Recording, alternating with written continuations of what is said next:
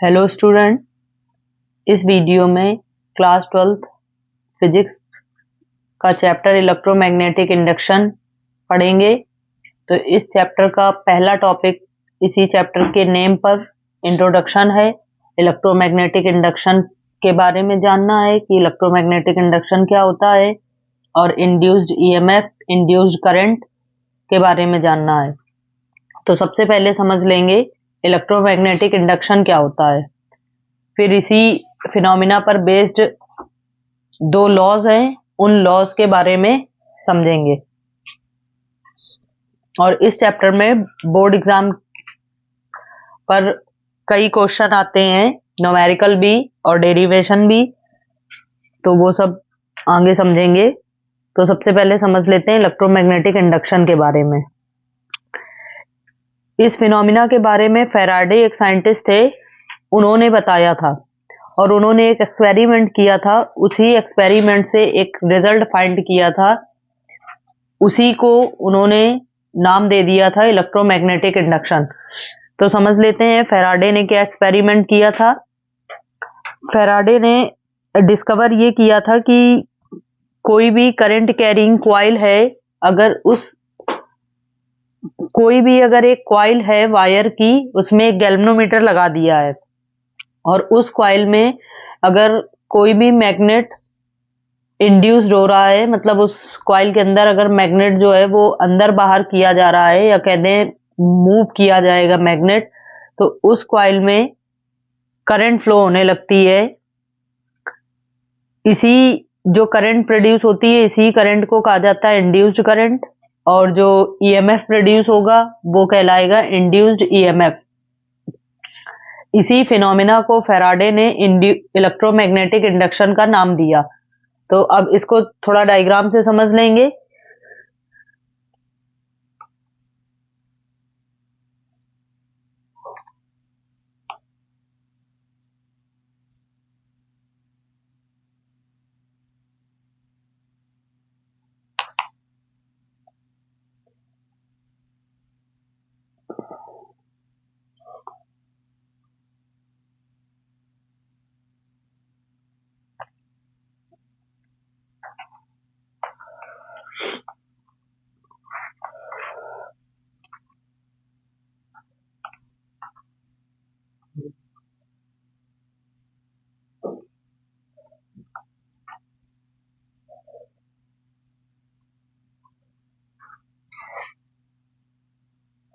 Galvanometer.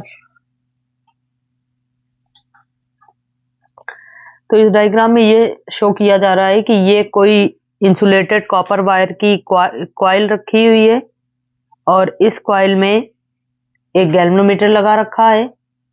और जब इस कॉइल में कोई भी मैग्नेट जो है, बाहर मैग्नेट, उसको इस कॉइल के अंदर इंसर्ट किया जाएगा तो इस पूरे सेटअप में करंट फ्लो होने लगती है और ये करंट की प्रेजेंस जो है वो गैल्वेनोमीटर की निडल के डिफ्लेक्शन से देखी जा सकती है।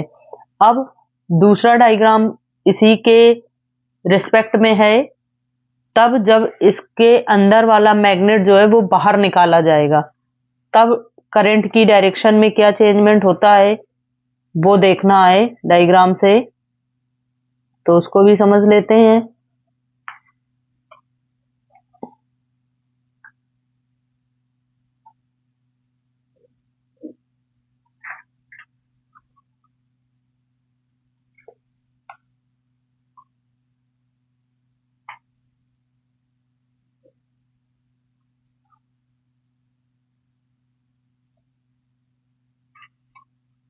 तो दूसरे डायग्राम में ये देखा गया कि जब मैग्नेट को कॉइल से बाहर निकाला जाता है तो जो करंट की डायरेक्शन होती है वो पहली वाली डायरेक्शन के जस्ट अपोजिट हो जाती है, या कह देंगे कि गैल्वेनोमीटर की निडल का डिफ्लेक्शन जो होता है वो फर्स्ट के रिस्पेक्ट में जस्ट अपोजिट हो जाता है।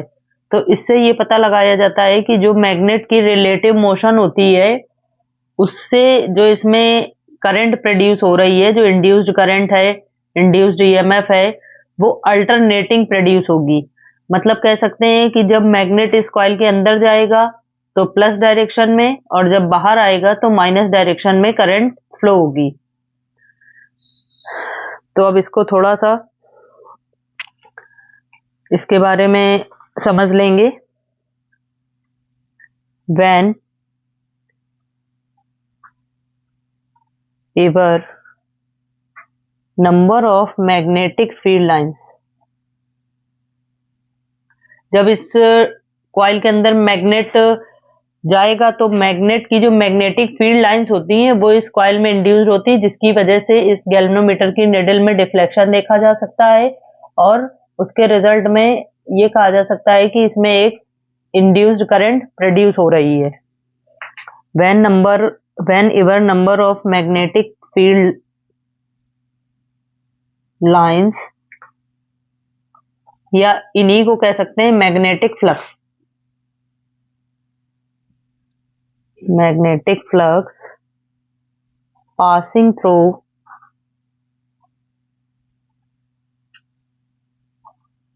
a circuit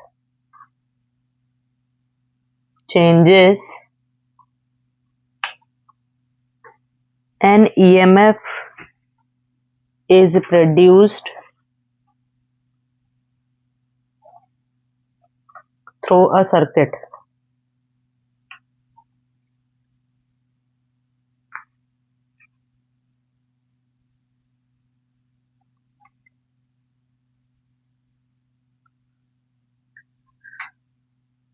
If circuit is closed,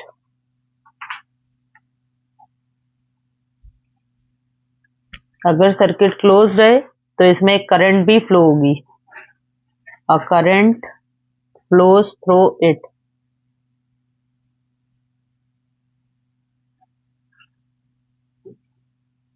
और यही जो ईएमएफ और करंट जो प्रोड्यूस हो रही है उसको इंड्यूस्ड ईएमएफ और इंड्यूस्ड करंट कहा जाता है। The EMF and current so produced are called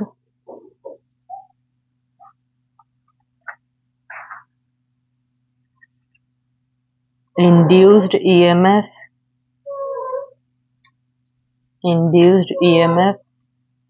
and induced current।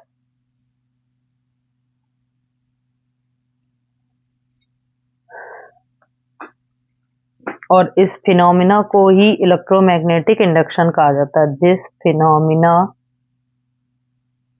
Is known as electromagnetic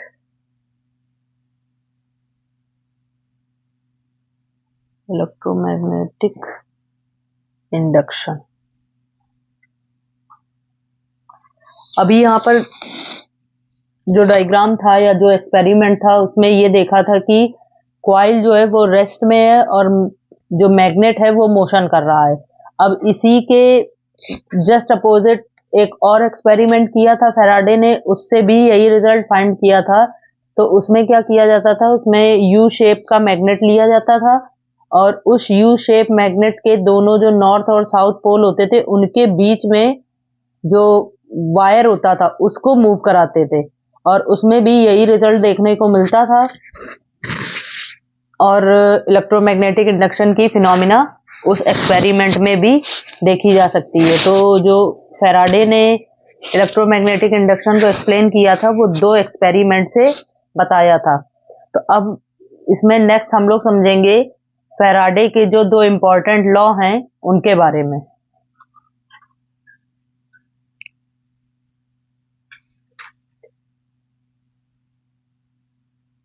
उससे पहले एक चीज छोटी सी और जान लेते हैं। जो इंड्यूस्ड ईएमएफ और इंड्यूस्ड करंट होगा इनका जो मैग्नीट्यूड होगा वो किस तरह से चेंज हो सकता है। तो दो तीन फैक्टर होते हैं जिनसे इनकी इंड्यूस्ड करंट को चेंज किया जा सकता है। उसमें से फर्स्ट फैक्टर हो जाएगा by moving a magnet. Magnet की जो मोशन होगी, magnet relative to the coil या सर्किट। कॉइल के रिलेटिव में अगर मैग्नेट की जो मोशन है उसको अगर देख लें तो जो इंड्यूस्ड ईएमएफ प्रोड्यूस हो रहा है उसमें कुछ ना कुछ चेंजमेंट देखा जाएगा। इसको ऐसे समझ लेंगे, अगर मैग्नेट जो है वो कॉइल के अंदर स्लोली स्लोली मूव हो रहा है तो जो इंड्यूस्ड करंट होगी वो भी बहुत ही स्लो रेट में प्रोड्यूस होगी, और अगर मैग्नेट की मोशन जो है वो बहुत ही फास्ट होगी तो करंट भी बहुत तेजी से इसमें फ्लो होगी। और सेकंड फैक्टर है by changing the current in same circuit. अगर इसी सेम सर्किट में अगर हम करंट को चेंज कर दें तब भी जो इसमें इंड्यूस्ड ईएमएफ है उसमें चेंजमेंट देखा जाएगा।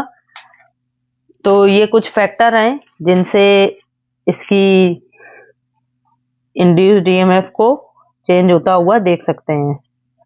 By changing current in the same circuit.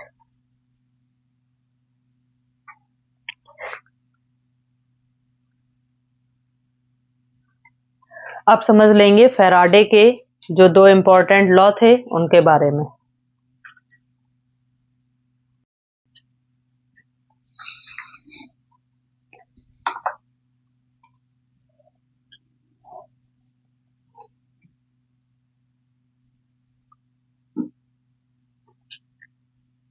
Faraday's law of electromagnetic induction। Electromagnetic induction.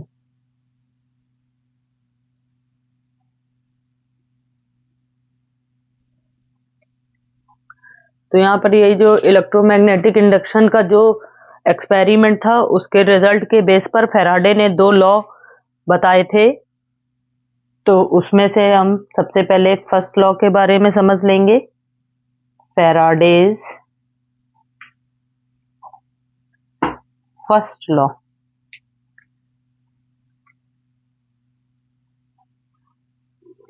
Faraday ने अपने फर्स्ट लॉ में ये बताया था कि जब सर्किट के जो मैग्नेटिक फ्लक्स होंगे उनको जब चेंज किया जाएगा तो जो सर्किट में ईएमएफ इंड्यूस्ड ईएमएफ प्रोड्यूस हुआ था उसका magnitude negative rate of change of magnetic flux के इक्वल होगा। इसका मतलब जो ईएमएफ प्रोड्यूस हो रहा है वो जो मैग्नेटिक फ्लक्स हैं उनका टाइम के साथ जो भी चेंजिंग होगी उसके निगेटिव साइन के इक्वल होंगे। तो इसको ऐसे समझ लेंगे, लिखकर एक बार, when the magnetic flux through a circuit is changing an induced EMF is set up in the circuit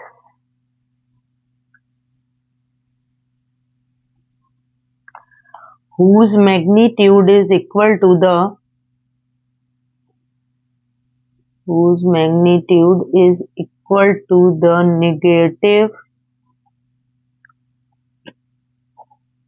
negative rate of change of magnetic flux। rate of change of magnetic flux।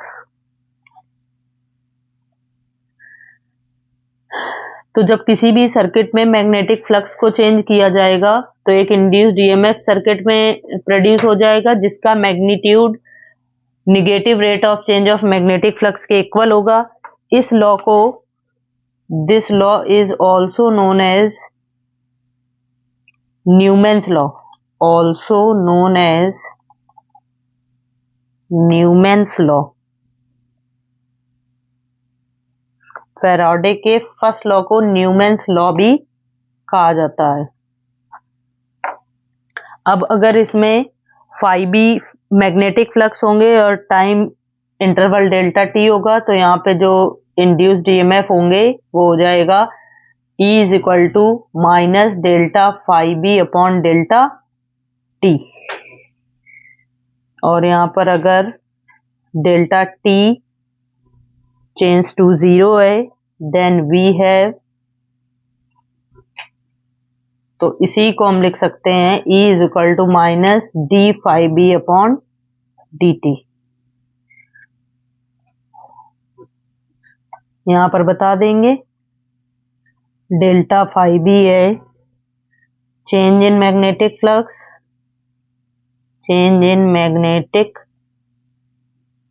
Flux, और delta T हो गया time interval, time interval. अगर यहाँ पर जो coil है उसमें n number of turns हैं, if coil has n number of turns then formula आप थोड़ा सा चेंज हो जाएगा, इसी फॉर्मूले में n का मल्टीप्लाई हो जाएगा तो हो जाएगा minus N D phi B upon D T. ये हो गया फैराडे का फर्स्ट लॉ।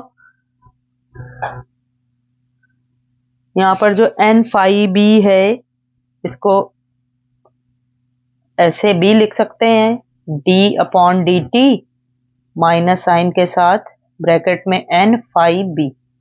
तो यहाँ पर जो n फाई बी है इसको number of magnetic flux link in the coil भी कह सकते हैं, मतलब कॉइल में जितने भी magnetic field magnetic flux link हो रहे हैं या प्रोड्यूस हो रहे हैं उनकी total numbering. n phi B is called number of magnetic flux linkage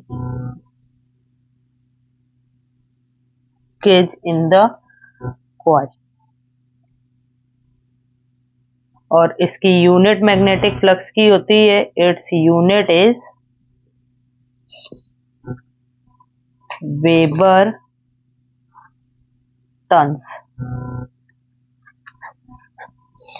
अब इसमें इसका सेकंड लॉ और समझ लेते हैं, वो छोटा सा लॉ है, सिर्फ उसका एक स्टेटमेंट है।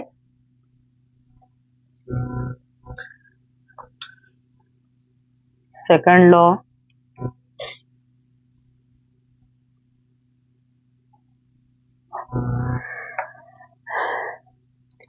लॉ में ये बताया था फैराडे ने कि जो इंड्यूस्ड ईएमएफ की डायरेक्शन होगी या किसी भी सर्किट में इंड्यूस्ड करंट की डायरेक्शन होगी वो उसी कारण को अपोज करती है जिस वजह से ये प्रोड्यूस होता है। तो इसी लॉ को लेंज लॉ भी कहा जाता है, फैराडे ने अपने सेकंड लॉ में ये बताया था। तो इसको समझ लेंगे, the direction of induced EMF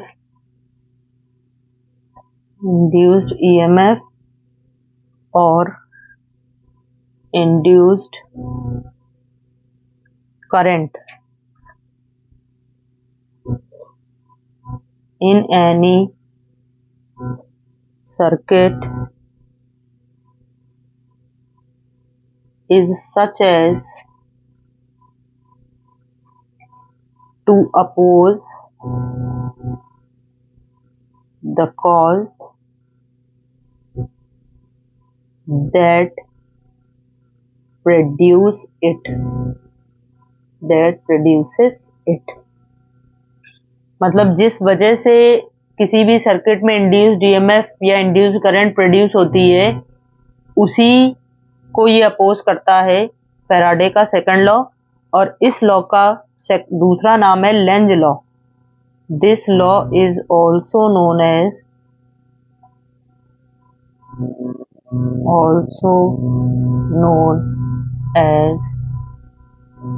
length law. तो ये दो इंपॉर्टेंट टॉपिक थे।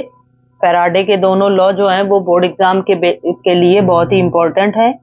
अब इसमें नेक्स्ट वीडियो में म्यूचुअल इंडक्शन और सेल्फ इंडक्शन के बारे में पढ़ेंगे। Okay, thank you.